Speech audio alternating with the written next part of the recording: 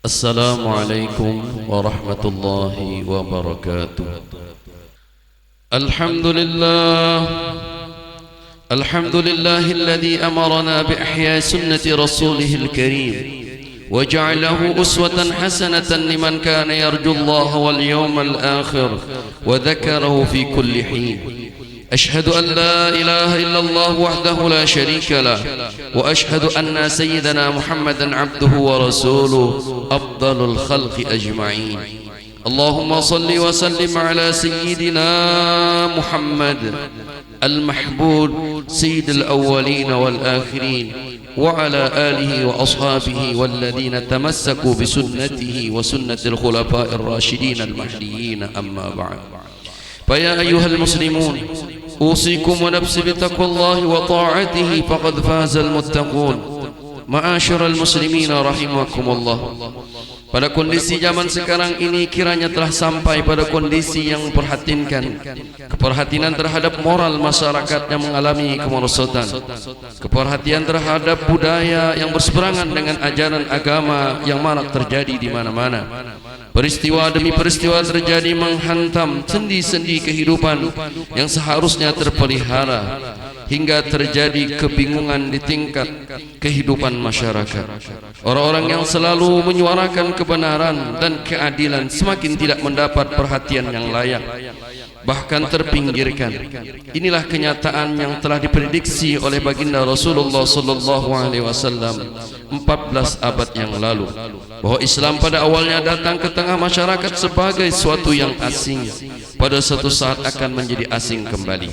Ma'asyiral muslimin rahimakumullah, menyinggung masalah keterasingan ajaran Islam di tengah pemeluknya, kita dapat mengamati kondisi lingkungan kita masing-masing, di mana terjadi perubahan yang mencolok pada budaya sebahagian masyarakat akibat derasnya arus pengaruh budaya asing yang tidak sesuai dengan ajaran Islam. Ironisnya, pengaruh itu makin kuat mencengkeram hingga melahirkan pikiran negatif pada budaya yang sungguhnya bersumber dari ajaran agama Islam yang kita anut.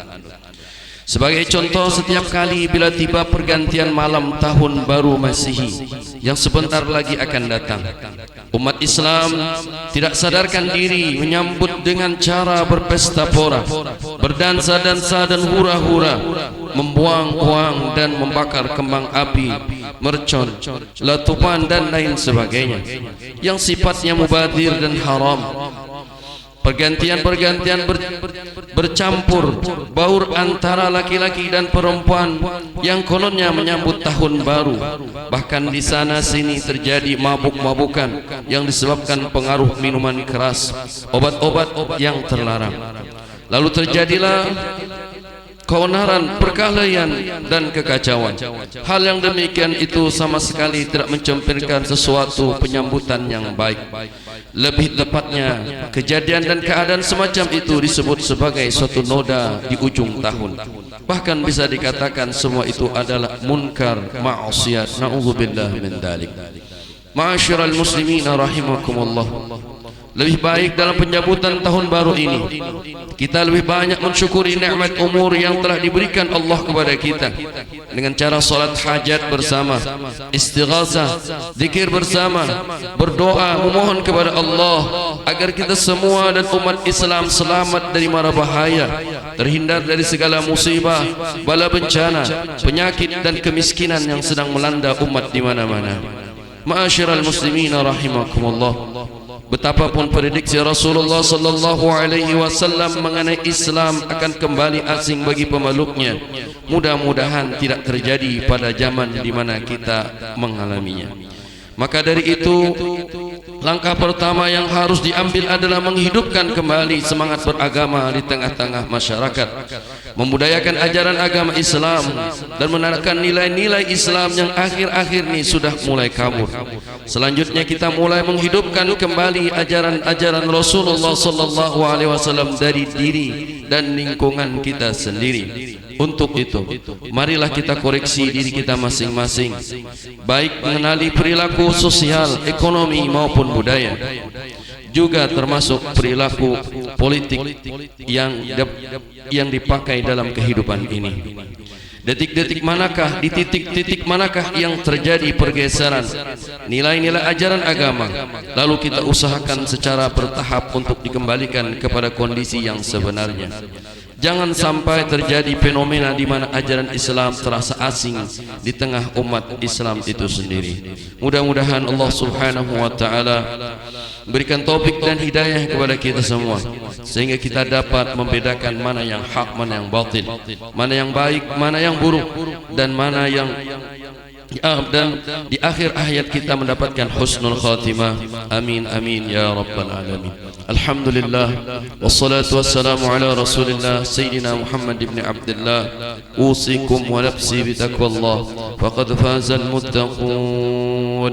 A'udzu billahi minasy syaithanir rajim.